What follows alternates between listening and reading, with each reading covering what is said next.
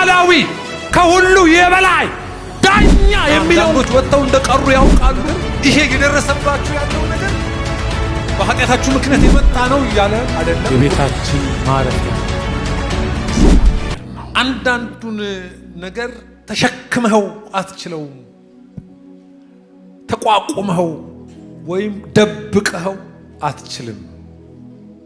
ለታመነ ጌታ ግን ምን በል የታመነ አለ አደራ የሚተውለት ልቀቅለት ወይም ተውለት ወይም አሳልፈ ለሚችለውና ሁሉን ለሚያውቅ ለእርሱ ስጥ የሚል ድምፅ አለ።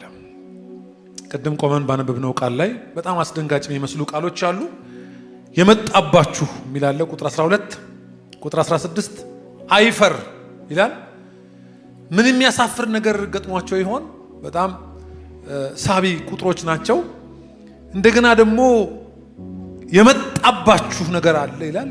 ወደ ቤታችሁ ወደ ግል ሕይወታችሁ እና ይሄ የመጣባችሁ ነገር ደግሞ ለምን መጣ ብላችሁ ብሎ እሱ የሚመልሰው መልስ እንዳለ ሆኖ ቅዱሳኑ ላይ አማኞች ላይ አገልጋዮች ላይ በክርስቶስ አምነው ከፍጥረታዊ ዓለም የወጡ የዳኑ ዳግም የተወለዱ ደግሞ ምን ተብሎ እንደተሰበኩ ይታወቃል። መቼም በጌታ ሲኮን ምን እንደምንባል ምን እንደምንሰበክ ይታወቃል። ግን ደግሞ ከተቀበሉት ጌታ ቀጥሎ ምን መጥቶባቸው ነው? ምን ይመጣ ይሆን በሰው ሕይወት? ምናልባት ደግሞ የተናገርናቸው አምነን የተቀበልነውን እዛ አቋማችን ላይ ደግሞ እስክናፍር የሚሟገቱን ነገሮች ወይ እንደገና ይፈጠሩ ይሆን? መመርመር የሚፈልግ ቃል ነው። እስኪያፍር አስጨነቁት። አንዴ ትዝ ይላችኋል። ኤልያስ ካረገ በኋላ ወደ ከተማዋ በተመለሰ ጊዜ ኤልሳ እነዛ መንገድ ያገኙት አንዳንዶቹ ወዴት ጥሎት እንደሆነ እንፈልገው አሉት። ከዛ ግን አንድ ነገር አልጣለውም። ወደ ሆነ ዋሻም የሆነ ጉድጓዱ አለት ውስጥ አልወደቀም። አገልግሎ አልወደቀም። ወስዶታል ሲላቸው አይ ብለው እስኪያፍር የሚል ቃል አለ። በጣም ተመሳሳይና ዘመድ የሆኑ ቃሎች ናቸው። እስኪያፍር ድረስ ምን ብለው ይሆን እስኪያፍር የሞገቱት? እንደምታውቁት ብዙ ነቢያት ወጥተው ቀርተዋል። ብዙ አገልጋዮች በማገልገላቸው ምክንያትና እውነትን በመውደዳቸው ምክንያት ኤልዛቤል የታመኑትን አገልጋዮች ታሳርድ ነበር ታውቃላችሁ። እና አንዳንዶች ወጥተው እንደቀሩ ያውቃሉ። አንዳንድ መረጃዎች አሏቸው። እስኪያፍር ያሉት ልክ እንደዚህ አይነት እንትናን ትዝ አይልህም? ባገለገለ በተነበየ የሆነ ነገር የሆነ እከሊትን ሳታቅም ወጣ የቀረች እስከ ዛሬ የት ነው ያለችው? ሬሳዋን እንኳን እንዳንቀብር ብለው ሞገቱት ኤልሳን እና አሳፈሩት። በቃ እሺ ሂዱ ፈልጉት አላቸው። ሂዱ ፈልጉ እስኪላቸው ድረስ ይህንን ሰው እና ማፈር ማለት ያድነኛል ብዬ ጣልቃ ይገባልኛል ብዬ ሰላም ይሆንልኛል ብዬ በጌታ መሆን ረፍት ነው ብዬ የታል የሚል ደግሞ ምናልባት ሞጋቾች፣ ሁኔታዎች፣ ሰዎች ሰይጣን ተጋግዘው ብለዋቸው ይሆን እንዲያፍሩ አድርገዋቸው በማመናቸው ምክንያት ከደረሰባቸው። ምክንያቱም ይሄ መከራን ሲናገር ከእሳት ጋር አያይዞታል። ወርቅ እስኪሆን ድረስ ወይም አንገታችን እና ጣታችን ላይ እስኪመጣ የሚያልፍበትን መንገድ የክርስትና መንገድ እንዲህ ነው ብሎ እያደፋፈራቸው ያልፉበት የመጣባቸው ያገኛቸው የነካቸው ነገር አንዳች እንደነበረና ብርቱ ሁኔታ ውስጥ እያለፉ እንደሆነ ያሳስባል። ዛሬ መምጣታችሁን እንድትወዱት በጣም ከልቤ ይላችኋል። ከጌታ ሰምቼ መጥቻለሁ። እንኳን መጣሁ እንደምትሉ በመምጣታችሁ ደስ ይበላችሁ። ዝም ብዬ ዳራውን ለማየት መጽሐፍቶችን አገላበጥኩና ለማየት ስሞክር ጸሐፊው ሮም ሆኖ እንደጻፈው ይታመናል አይደል?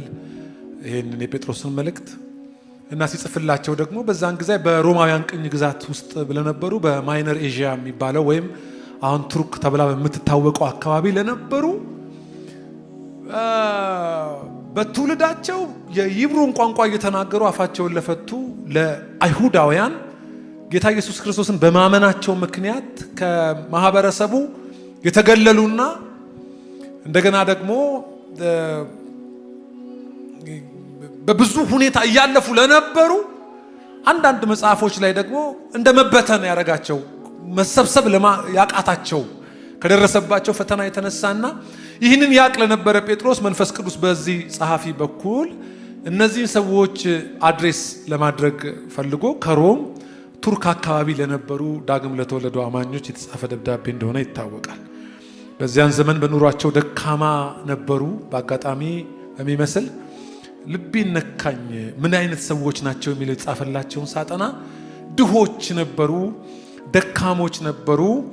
እንደገና ደግሞ አንዳንዶቹ በጌቶች ወይም ሀብታም ቤት ተቀጥረው ይሰሩ የነበሩ ሰራተኞች ሁሉ ጭምር በኑሮ ሎወር ክላስ ላይ ነበሩ። ግን ደግሞ ጌታን በማመናቸው ምክንያት ቀና ያሉ እና ሁሉ ነገር ሆኖላቸው የቀጠሉ የነበሩ ግን ደግሞ በሚታዩ ሁኔታም ደካሞች፣ ኢኮኖሚካሊም ደካማ፣ በአንዳንድ ሰዎች ጥላ ስር ተጠልለው ይኖሩ የነበሩና በጉልበት ስራ ይተዳደሩ በጣም ውስን ገቢ የነበራቸው አይነት ኢኮኖሚካሊ ደካማ የነበሩ አማኞች እንደነበሩ ይታወቃልና እንዴት ይመቻል እንደነዚህ አይነት ደካሞችን ልክ ባለፈው ቁጥራቸው ጥቂት ቢሆንም ይለውን ሳገለግል እሱን ሳብራራ ተመሳሳይ ነገር አላቸው። እነዚህም ደካሞች ናቸው። እሱ ብቻ ደግሞ አይደለም። ጸሐፊው ያሉበትን ነገር መጀመሪያ አድሬስ ያደርጋል። ምን ላይ እንዳሉ ይሄን ይጽፋል። ሲጽፍላቸው በጣም የሚገርማችሁ ነገር ይሄ የደረሰባችሁ ያለው ነገር በኃጢአታችሁ ምክንያት የመጣ ነው እያለ አይደለም፣ ወይም ውድቀታችሁ የጠራው ፈተና ሳይሆን በጌታ በመሆናችሁ ምክንያት በክርስቶስ በመሆናችሁ ምክንያት ያገኛችሁ ፈተና ነው። ይሄ እንደገና እንደ ጌታ ፈቃድ የሆነ ፈተና ነው ይላቸዋል። እሱንም ለማስታወስ ይጥራል። የተለየ ነገር ሆኖ የማይገባ ትርጉም ሰጣችሁ ያገኛችሁን ነገር ባልተገባ ትርጉም ምክንያት ራሳችሁን እየወገራችሁ ከዚህ ከመንፈሳዊ ዓለም ደግሞ እንዳታርቁ ብሎ ለመሟገት ይጥራል። ከመከራው ክብደት ተነስተው ሌላ እንዳያስቡ ወይም ደግሞ ያልተገባ ትርጓሜ እንዳይሰጡ ለታመነ ጌታ ሁሉን አደራ እየሰጡ ነፍሳቸውን እንኳን መንገዳቸውን ሕይወታቸውን የገጠማቸውን አይደለም ሕይወታቸውን ጭምር ለጌታ እንዲሰጡ ይመክራቸዋል። ዋናው መልእክት እንዳልኳችሁ እንግዲህ ሁሉን ተሸክማችሁ አትችሉትም። ሁሉን ለመተርጎም ለመተንተን እየጣራችሁ አትችሉትም። ስለ እያንዳንዱ ነገር ጎበዝ በመሆን አትተርፉም እና ልቀቁ እንጂ ራሳችሁን ስጡ እንጂ። ምን ነው ተሸካሚ በዛ? ምን ነው የጎበጠ በዛ? ምን ነው ቤቱ ላይ የተለየ ነገር እንደመጣበት የሚያስብ ሰው በዛ? የተለየ ነገር መጥቶባችሁ አይደለም እና ልትቆጣጠሩት የማትችሉት ከሆነ ምሰየው። በመጨረሻ የመከራው አይነት እናንተ ላይ የሚያመጣው መልክ ቢኖርም ግን ያ መልክ እስኪመጣ ድረስ እናንተ የማይገባ ነገር ውስጥ ገብታችሁ አቋም እንዳትወስዱ፣ ከቤቱ እንዳትጠፉ፣ ስለ መንፈሳዊ ነገር ያላችሁ ንጽረት ዓለም እንዳይበላሽ፣ ለቤተ ክርስቲያን ያላችሁ አቋም እንዳይቀየር፣ የተለየ ነገር እያስተናገዳችሁ እንደሆነ ራሳችሁን እየቆጠራችሁ ራሳችሁንም እንዳትወግሩ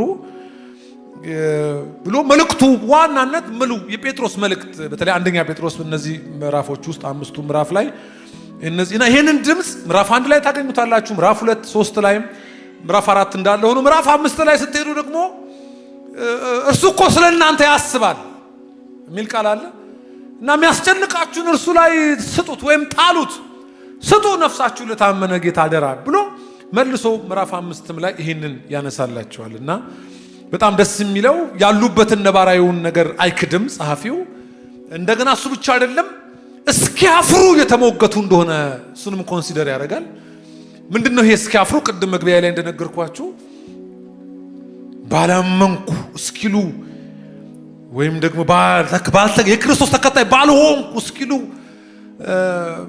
እስኪያፍሩ በእምነታቸው ጴንጤነት እስኪያሳፍር የት ልቅበር ጭንቅላቴን እስኪያስብል ድረስ ይሞገቱ ነበር። በብዙ ተግዳሮት መካከል ያልፉ ነበርና በተለይ ደግሞ ከሮማውያንም ከአይሁዳውያንም መከራ ይደርስባቸው ነበረ። መሰብሰብ እስኪቸግራቸው እንደዚህ ኮንግሪጌሽን መምጣት እስኪቸግራቸው ድረስ ያልፉ ነበር በብዙ ሁኔታ። በየቀኑ እንትና እንዲሆነ እንትና እንዲሆነ የሚሉ ወሬ የእህት ወሬ የወንድሞችን ፈተና በየቀንም ይሰሙ ነበር። እና ለእንደነዚህ አይነት ሰዎች ነው እዛ ሉቃስ ላይ ያለውን ቃል አንድ ማብራሪያ ላይ ይላል ሰምቷል ይላል ጴጥሮስ ነፍሱን ለታመነ ጌታ አደራ ሲሰጥ ራሱ ኢየሱስ ሰምቷል። ነፍሴን ተረከባት ሲል በጌቴሰማኒ ሲጸልይ ጴጥሮስ ሰምቶ ነበር። አሁን የጻፈው ይሄንን መልእክት ሰምቶም ነው ይላል። ምክንያቱም ጴጥሮስ ሲናገር ከእርሱ የሰማናትን እና ደግሞ ያየናትን እንጽፍላችኋለን ብሎ ልክ ዮሐንስ እንደተናገረ እሱም አድርጓልና ኢየሱስ ሲያደርግ ያየው ነገር ነበረ። መከራውን ለመቋቋም የሄደበትን መንገድ የጸለየ የተጨነቀበትን ነገሮች እየባሱ እየጦዙ እየሰከሩ በመጡ ጊዜ ጌታችን ኢየሱስ ከጸለየ በኋላ ደግሞ እንዴት ለአብ ራሱን እንደሰጠ ነገር የተቋጨው ነፍሱን በሰጠ ጊዜ ነው። መስቀል ላይም ነፍሱን ለታመነ ጌታ አደራ ሰጠ፣ አሳልፎ ሰጠ ይልና ወዲያው ተፈጸመ አለ። ነፍሱም ከሰውነቱ ወጣች እንደምታውቁትና ይህንን ጴጥሮስ በቅርብ ያውቃል፣ ሰምቶ ያውቃል፣ አይቶ ያውቃል። እና አሁንም ሲያጽናና በተጽናናበት የዚህ እምነት ሐዋርያ የሆነው ራሱ ኢየሱስ ራሱን ለእግዚአብሔር በሰጠበት ነገር ከቁጥጥር ሊያልፍ ከችሎታ ሊያልፍ ከአቅም ሲያልፍ ረዳት ሲያስፈልግ አጋሽ ካለ አደራ ተቀባይ ካለ የሚሸከም ካለ የሚችል ካለ ምን አሸከመኝ እኔ ብቻዬን አንገዳገደኝ የሚል ድምጸት አለውና ሚሰጥ ከመስጠት በፊት ግን አለ ወይ የሚቀበል አለሁልህ የሚል የሚያውቅ ሁሉን ጥንቅቅ ያለ የሚሰጠው አይነት አደራ ተቀባይ ገመና ከታች ሚስጥረኛ የሆነ ቅድም እንደዘመርነው አጉራሽ። ምክንያቱም ሰው የመጨረሻ የኔ የሚለው ማንም ሰው እንዲያውቅበት የማይፈልገውን ያንን ይዞ የሆነ ቀን መስጠት እንዳለበት ሲያስብ መጀመሪያ ላገኘው እንደማይሰጥ ይመርጣል። የታመነ የሚያሳርፍ አቅም ትከሻ ያለው ጸጋ የሞላበት ብሎ ለሚያስብ ሰው ይሄንን ነገር አደራ ብሎ በኑዛዜም መልክ ይሁን በአደራም መልክ አንዳንዱ ሰው ልጁን ይሰጣል። ልጁን ለሰው ሰጥቶ እኮ የሚያንቀላፋ የሞተ ብዙ ሰው አለ። ልጄን አደራ ለቀበሌው ለአገርተኛው አይደለም ለተወሰነ ለሚያምንበት ለዚያ አካል በቃ ይሄው እስከዛሬ ይዤዋለሁ እንካ የሚባልበት የህይወት ስርዓት አለ። ቀስ ብላችሁ ነካ አድርጉት። ተሸካሚ ያለህ አደራ ማይበላ አባት አለ። ዞር ብላችሁ መላለው እንዴት እንደሚያደርግ ያውቃል። ዘዴ ያለው እንዴት እንደሚያደርግ ያውቃል። እንደ መላው ያር እንደ መላ ከዛስ እንደ ዘዴው ያር እንደ ዘዴው እንደ መላው ያር እንደ መላው እንደ ዘዴው ያር እንደ ዘዴው ኧረ እኔ ምን አታገለኝ ኧረ እኔ ምን አታገለኝ ከዛስ ሁሉን ለእርሱ ከዛስ እነሱ ትይነሳለ ኧረ እኔ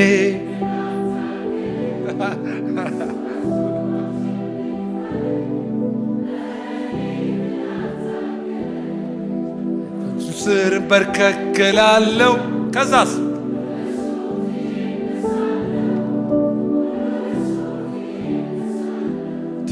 ትቼለታለው የኔን ጉዳይ ትቼለታለው የኔን ታሪክ ትቼለታለው የኔን ጉዳይ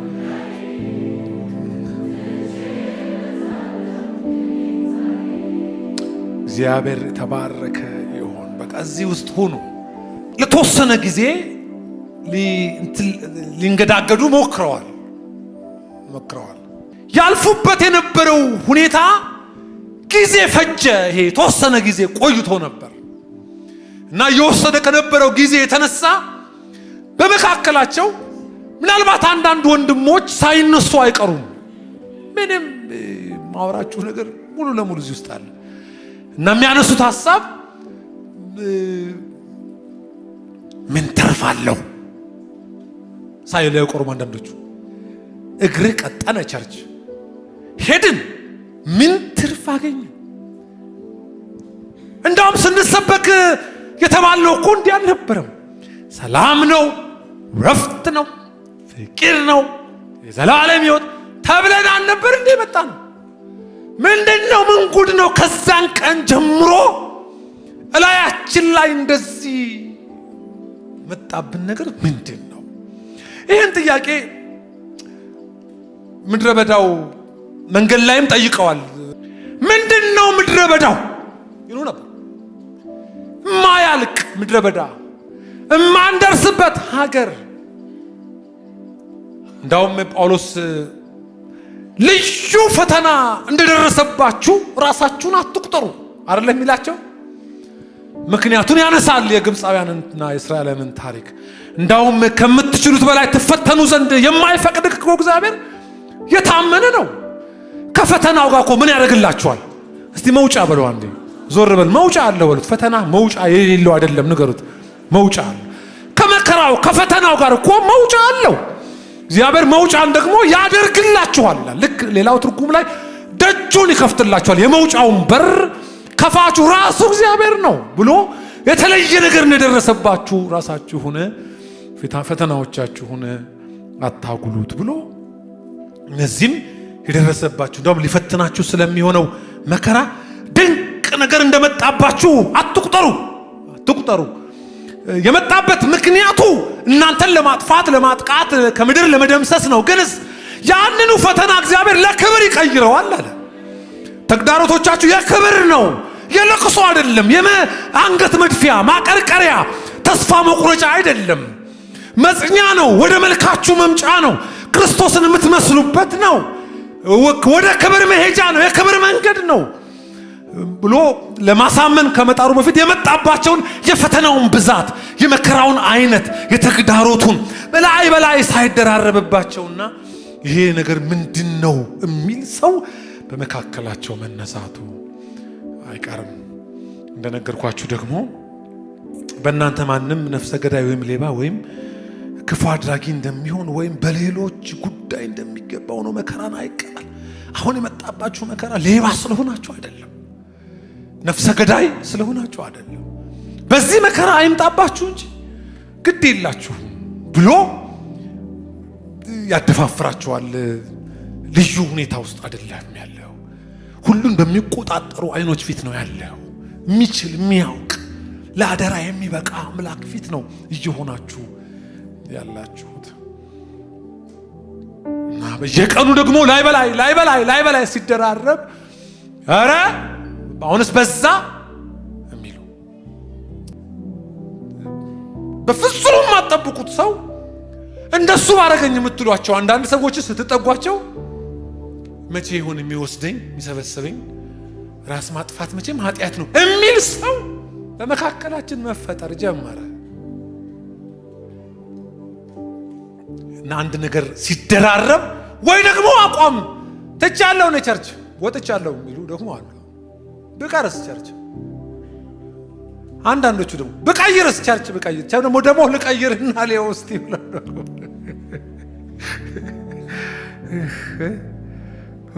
ሆይ በሉ እስቲ ያለ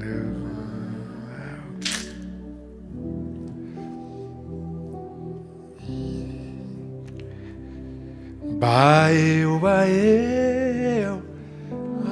አይወጥ ሰገሩ ባየው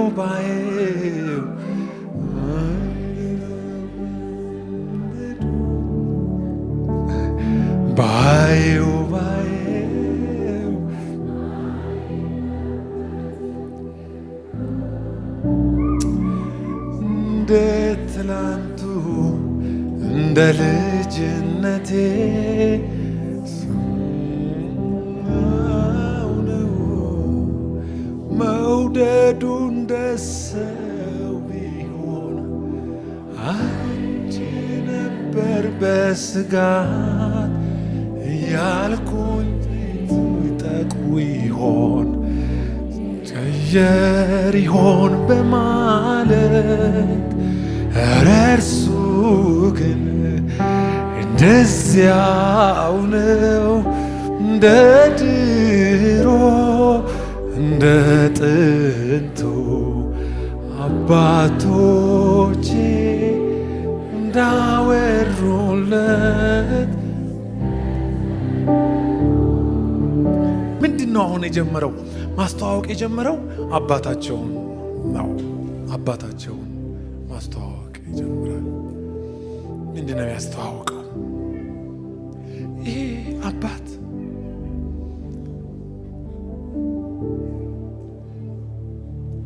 ለአደራ የሚበቃ አባት አላችሁ፣ ብቻችሁን አይደለም እያለ ነው። አሁን ምን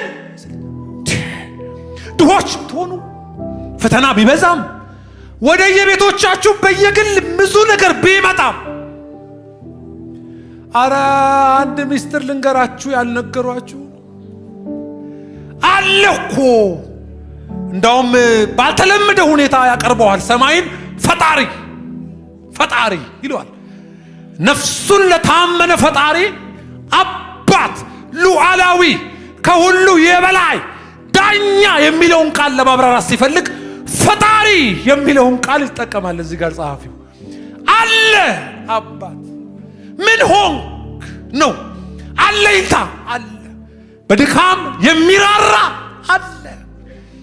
እና የሚጨነቀው ከተቻለ ይጨነቅ።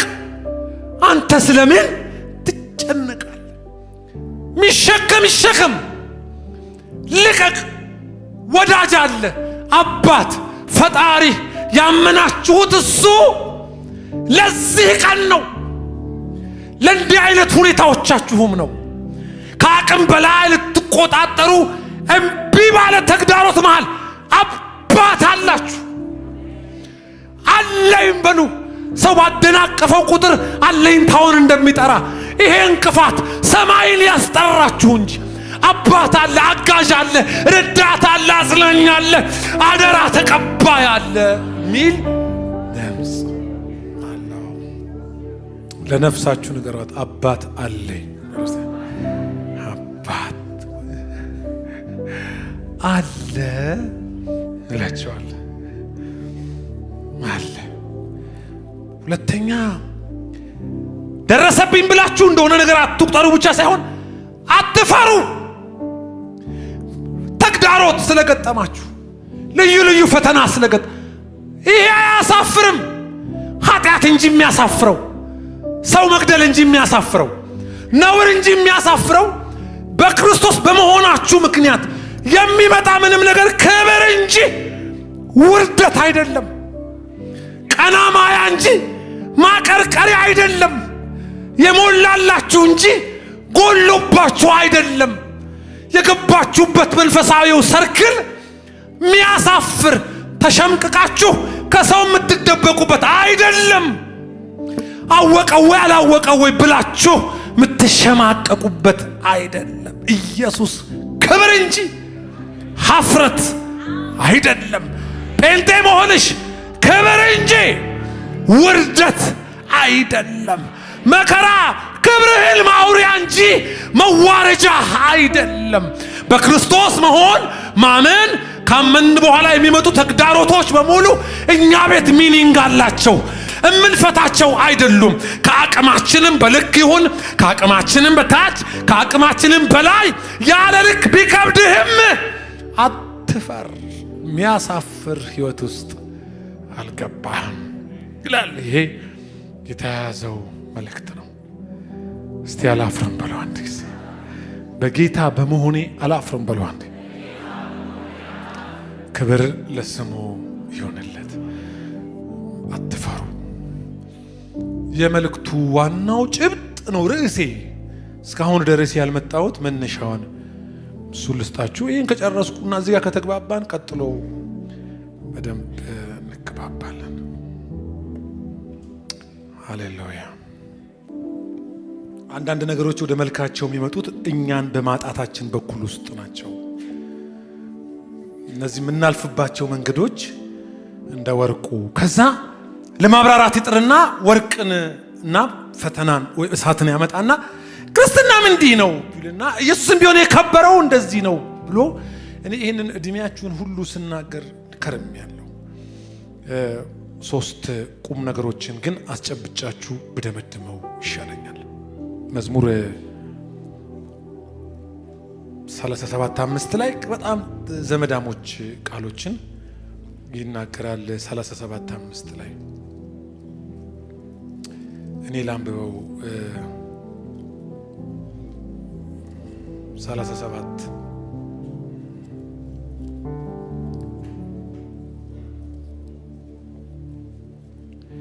መንገድህን ለእግዚአብሔር አደራ ስጥ። እስቲ አደራ ስጥ በለው አንዴ። በእርሱም ምን በል ታመን ይልና እርሱም ያደርግልሃል ይላል። መንገድህን ለእግዚአብሔር አደራ ስጥ፣ በእርሱም ታመን፣ እርሱም ጴጥሮስ እነዚህ 3 ነገሮች አሁን በማነብላችሁ ታሪክ ላይ ያስቀምጣቸዋል። የመጀመሪያው በእርሱ ታመን፣ በእግዚአብሔር ታመን። በምን አደራ ሊሰጠው እንደሚችል፣ አደራ ሊቀበል እንደሚችል፣ እኔን ካሰቃየኝ ነገር እኔን ነፃ ሊያወጣ እንደሚችል በማን ታመን? በእግዚአብሔር ታመን። ይሄ የመጣብህን ለሱ ለመስጠት፣ ሸክምህን ለመስጠት፣ ስቃይህን ለመስጠት፣ ደረሰብኝ ያልሽውን ነገር አሳልፎ ለመስጠት መጀመሪያ አደራ ከመስጠት በፊት ታመነው። እግዚአብሔርን ታመነው ይላል። እግዚአብሔር የተባረከ ይሁን። መጽሐፍ በአንተም ታምናለችና አይደለም ነፍሴ፣ በአንተም ለምትደገፍ ነፍስ በሰላም ምን ታረጋታለህ? ምን በአንተ ምን ለምትል ነፍስ ለምትደገፍ ይላል። እቺን ነገር በጣም መሰረታዊ ነው። አየህ አደራ የምትሰጠውን ያን አካል መግቢያ ላይ እንደነገርኳችሁ ማወቅ። ማን ነው ሰውየው? ምን አይነት ተቋም ነው? እንደዛ አደራ ከመስጠት በፊት አደራ ሊረከብ የሚችለውን ማወቅ መሰረታዊ ነው። ምን እያላቸው ነው ጴጥሮስ? እወቀው እግዚአብሔርን። የኛ የተለየ የሚሆንበት ምክንያቱ ይሄ ነው። ምንም ነገር ቢገጥመን እግዚአብሔር ላይ ለመደገፍ መደገፊያ እንደሆነ እግዚአብሔርን በርግጥ እወቅ፣ ተረዳው። ከዛስ ጳውሎስም ይሄንን ቃል ፊልጵስዩስ ምዕራፍ 4 ላይ ጌታ ቅርብ ነው አይደል የሚለው? ቅርብ ነው። ከዛስ በነገር ሁሉ በጸሎትና በመልጃ ከምስጋና ጋር ልመናህን ምን በል አስታውቅ። ምን ስለሆነ ቅርብ ነው። እስቲ ቅርብ ነው በሉ አንድ ጊዜ። አረ ቅርብ ነው በሉ በኢየሱስ ስም። ጌታ ምንድነው? ቅርብ ነው። ያያል፣ ይረዳል፣ ያቃል፣ ይመልስልሃል ማለት ነው። ሩቅ አይደለም ማያይህ፣ ሌላ አማላጅ የማያስፈልግህ፣ መልእክት አድራሽ የማያስፈልግህ፣ ሁሉን የሚያይ ሁሉን የሚያውቅ ደግሞም ቅርብ ነው። እርሱን ስታውቅ በእርሱ መደገፍ አደራህንም ለሱ ልትሰጠው ትችላለህ። መጀመሪያ እርሱን እወቅ ይላል።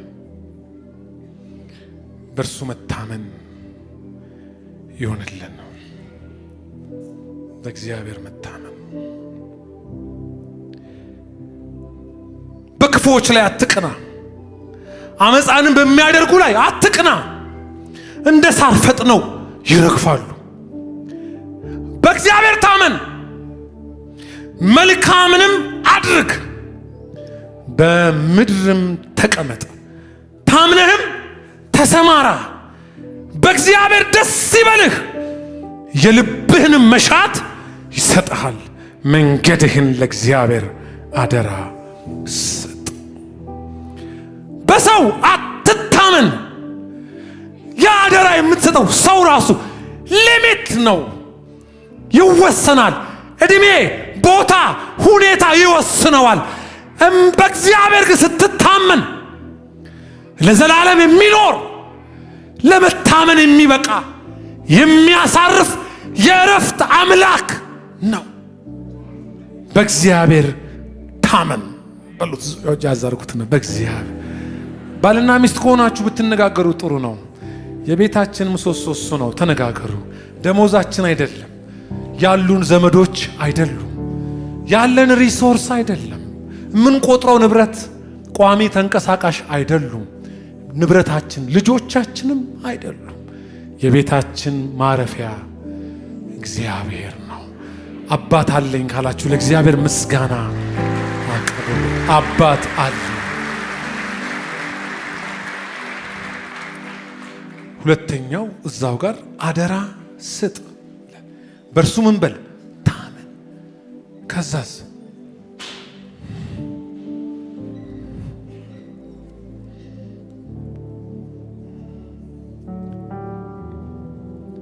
ምትታመንበት ካለህ ምን አታክለህ። እዚሁ ጴጥሮስ አንደኛ ጴጥሮስ ላይ ያለውን ቃል ምዕራፍ 2 ቁጥር 23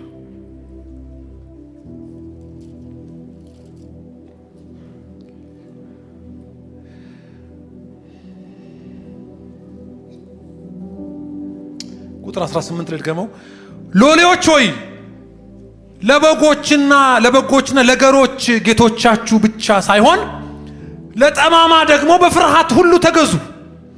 በግፍ መከራን የሚቀበል ሰው እግዚአብሔርን እያሰበ ሐዘንን ቢታገስ መልካም ይገባዋል፣ ምስጋና ይገባዋል። ኃጢአትን እያደረጋችሁ ስትጎሰሙ ብትታገሱ ምን ክብር አለበት ካለ በኋላ ነገር ግን መልካም አድርጋችሁ መከራን ስትቀበሉ ብትታገሱ ይህ ነገር በእግዚአብሔር ዘንድ ምስጋና ይገባዋል ካለ በኋላ የተጠራችሁለት ለዚህ ነውና ክርስቶስ ደግሞ ፍለጋውን እንድትከተሉ ምሳሌ ትቶላችሁ ስለ እናንተ መከራን ተቀብሏል። ቁጥር 22 እርሱም ኃጢአትን አላደረገም፣ ተንኮልም በአፉ አልተገኘበትም፣ ሲሰድቡትም መልሶ አልተሳደበም። መከራን ሲቀበል ምን አላለም? አልዛተም። ለምን? ነገር ግን በጽድቅ ለሚፈርደው። ይሄ ጉባኤ በጽድቅ ለሚፈርደው ይበላ እንዴ? ምን ማለት ነው? ፍርዱን እንዲያጣምም ፎርስ የማይደረግ መማለጃን የማይቀበል የሁሉ ዳኛ ጻድቅ ፈራጅ ብይን እጁ ላይ ያለ መዶሻ እጁ ላይ ያለ አንዴ ካለ የሚቃወም የሌለው የሁሉ ዳኛ ጻድቅ ፈራጅ እንዴት እንደሚበይን የሚያውቅ የፍጥረት ዳኛ። ምን ማለት ነው? ሲሰድቡት አይሳደብም፣ ሲመቱት መልሶ አይማታም፣ ሲዝቱበት መልሶ አይዝትም፣ ሲያደርጉት አይመልስላቸው፣ ሲተፉበት አይተፋባቸው፣ ግፍ ሲያደርጉበት ግፍ አይሰራባቸው፣ በሌላ ቋንቋ አይመልስላቸው። ይሄንን ጴጥሮስ በአካል ያውቃል። እንዲህ ሲሆን ጲላጦስ እኮ አይቶት ትቶታል። መልስላቸው ብሎት አልመለሰም። በሸላቾች ፊት ዝም እንደሚል በግ አልፎ ሄደ ለመታረድ። ይሄ ሁሉ ሲሆን አልመለሰላቸውም። ምክንያቱን ግን ማቴዎስ አይነግረንም፣ ሉቃስ አይነግረንም፣ ዮሐንስ ወንጌል አይነግረንም። ምክንያቱን የሚነግረን ይሄ የተባረከው ሐዋርያው ጴጥሮስ ነው።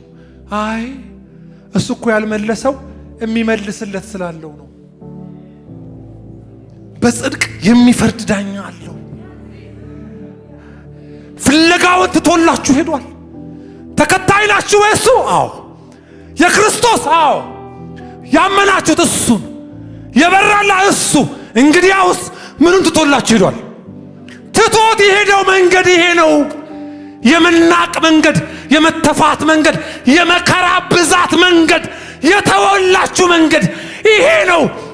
መድገም ትፈልጋላችሁ? አዎ እንግዲህ ያውስ እሱ የሆነውን ልንገራችሁ አለ። ወይ እግዚአብሔር ቃል ምንድን የሆነው? እሱ ይህን ሁሉ ሲያደርጉት ለነሱ አልመለሰም። ይልቁኑ ግን ቀና ብሎ በጽድቅ ለሚፈርድ ለእግዚአብሔር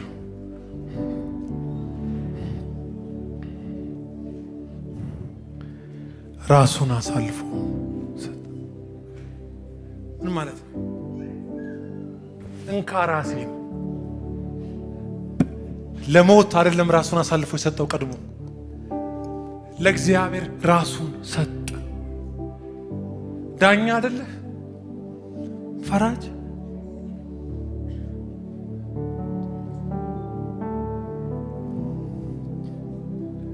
ከበረ እንጂ ተዋረደ ወይ?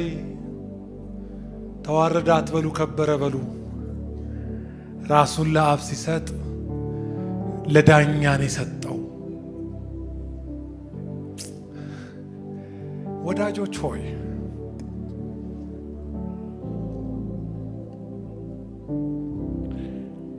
ለኃጢአት ሞተን ለጽድቅ እንድንኖር እርሱ ራሱ በስጋው ኃጢአታችንን በእንጨት ላይ ተሸከመ። በመገረፍ ቁስል ምን አደረገ? ተፈወሳችሁ። እንደ በጎች ትበዘበዙ ነበርና አሁን ግን ወደ ነፍሳችሁ እረኛና ጠባቂ ተመልሳችኋል። እግዚአብሔር ይመስገን። ዳሩ ጋር የደረሰው የመጣበት መከራ ያላቋረጠው ወደ ነፍሳችን እረኛና ጠባቂ የተመለስነው መስቀሉ ላይ የደረሰው ለመጣለት ጫፍ የደረሰው ፈተና ያላቆመው ጲላጦስ ያላቆመው የመከራው ብዛት አቅጣጫ ያላስቀየረው ያለ ጴጥሮስ ይሰማል። ነፍሱን ለታመነ በጽድቅ ለሚፈርድ ለእግዚአብሔር ስለሰጠ የመከራው ብዛት አላቋረጠውም። የመጣበትን ምክንያት ሁላችንን በመገረፉ ቁስል ፈወሰን። የፈወሰን ዳር የደረሰው በመሃል ላይ ነፍሱን ለማስለሰጠ ነው። ለጽድቅ ፈራጅ ለእግዚአብሔር ራሱን ስለሰጠ ነው። ፈተና ሰውን ከግብ ያቋርጣል። የሚመጣ ተግዳሮት ከታየልን ያቋርጣል። እንዳታቋርጡ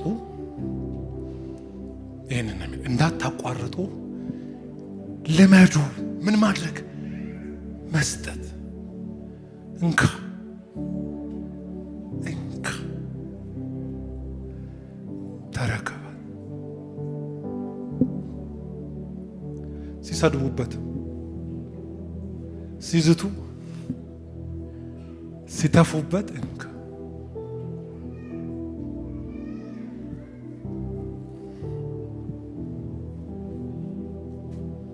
እጃችሁን አንሱና ዳር ደርሳለሁ በለው። በፈተናዎቼ መሃል በለው እንዴ ባይገባኝም ቢከብደኝም ከአቅሜ በላይ ቢሆንም ለታመነው ጌታ እሰጠዋለሁ በሉት። ሰይጣን ሆይ በለው እንዴ አባት አለኝ፣ ጻድቅ ፈራጅ አለኝ፣ ልታቋርጠኝ አትችልም በሉት አንድ ጊዜ እስቲ። ክብር ለእግዚአብሔር በኢየሱስ ክርስቶስ በኩል ይሁን። መላለው እንዴት እንደሚያደርግ ያውቃል።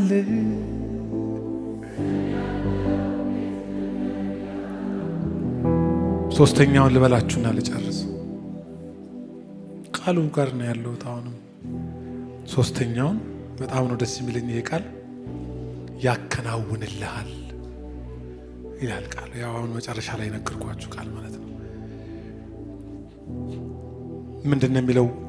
ይሁዳ 1:24 ላይ በዚህኛው ትርጉም እንዳትወድቁ ሊጠብቃችሁና ይላል ያለ ነቀፋና በደስታ በክብሩ ፊት ሊያቀርባችሁ ለሚችል እርሱ ብቻ አዳኛችን ለሆነው አምላክ በጌታችን በኢየሱስ ክርስቶስ በኩል ከዘመናት ሁሉ በፊት አሁንና እስከ ዘላለም ድረስ ክብር፣ ግርማ፣ ኃይልና ስልጣን ለእርሱ ይሁን አሜን። ምን ለሚል?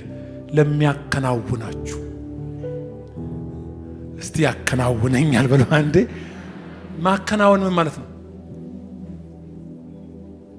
በእርሱ ታመን፣ ለእርሱም መንገድህን ስጠው፣ እርሱም መንገድህን ያከናውንልሃል። ቃል በቃል ቃሉን ነው የወሰድኩት። መከናወን ምንድን ነው? እስቲ አንዴ መከናወን ብለው አንዴ።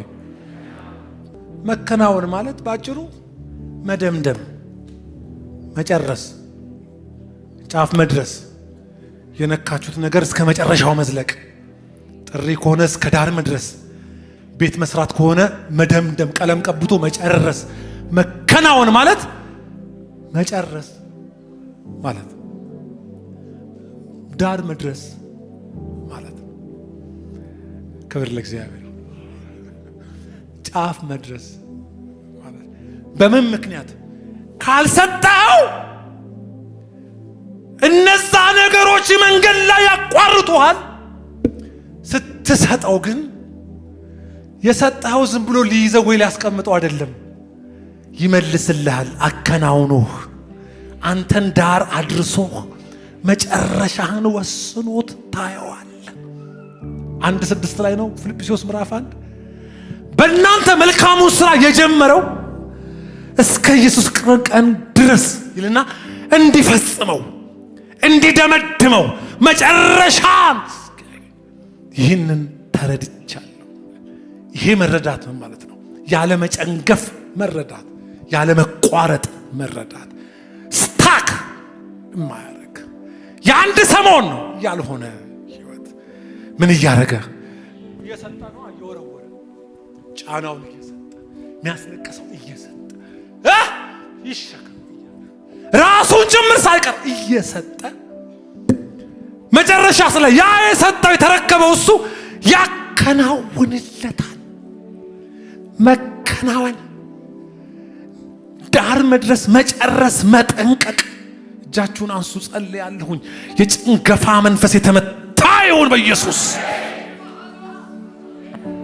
አንድ እጃችሁን አንሱ በኢየሱስ ክርስቶስ ስም። ይሄ በጣም መሰረታዊ ነገር በጀመራችሁበት ፍጥነት የተገኘ የመጣ ያ የገጠማችሁ ነገር እያስነከሰሽ ሳይሆን እየሰጠኸው።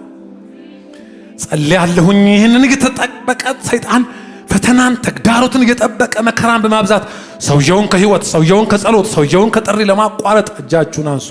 የተመታ ይሁን በኢየሱስ። እከናወናለሁ የሚል ሰው አለ? እጁን ያንሳልኝ በጌታ በኢየሱስ። አያለሁ እዚህ ጉባኤ በህይወትም በአገልግሎትም በቢዝነስም በትዳርም በልጆቹ ማያፍር በህይወቱም በመውጣት መግባቱ ላይ እግዚአብሔር ዳር የሚያደርሰው አጨንጋፊው የተመታ ይሁን በኢየሱስ። ከእግራችሁ ላይ እሾህ ነቅላለሁ፣ የተነቀለ ይሁን በኢየሱስ። ድምፅ አለው ለጠላት ድምፅ ያለው ሰው አለ። እከናወናለሁ የሚል እግዚአብሔር ያከናውነኛል። ዳር ደርሳለሁ፣ መጨረሻ ያለው እበጥሰዋለሁ። ክሩን አምላኬን ፊት ለፊት አየዋለሁ። እሱን ለመቀበል በደመና እነጠቃለሁ። መጨረሻዬ መድረስ ነው፣ ዳር መድረስ ነው፣ ማፈግፈግ አይደለም ለምትሉ አንሱ እጆቻችሁን። የተለጠጡ ቀስቶች ወርዋሪውን ይውጉት። ቋቋም የሚወጣ መንፈስ መንገድሽን የሚዘጋ አመል እያወጣን ግራ እንድንጋባ አሁንስ በቃኝ እንድንል ተስፋ አስቆራጭ መናፍስቶች ልሳናቸው ይዘጋ። ጎዳናችሁ የተለቀቀ ይሁን። ህልም ይለቀቅ፣ ራእይ ይለቀቅ በኢየሱስ።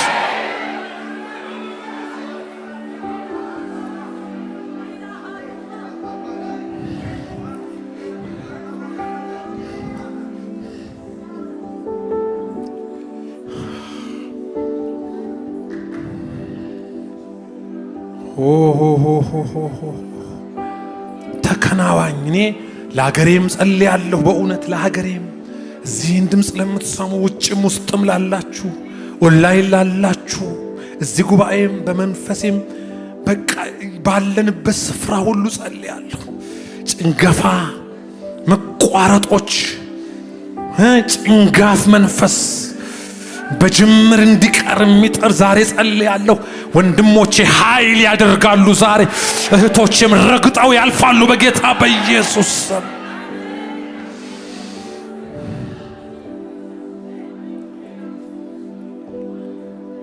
የሚያቋርጣችሁ ይቋረጥ።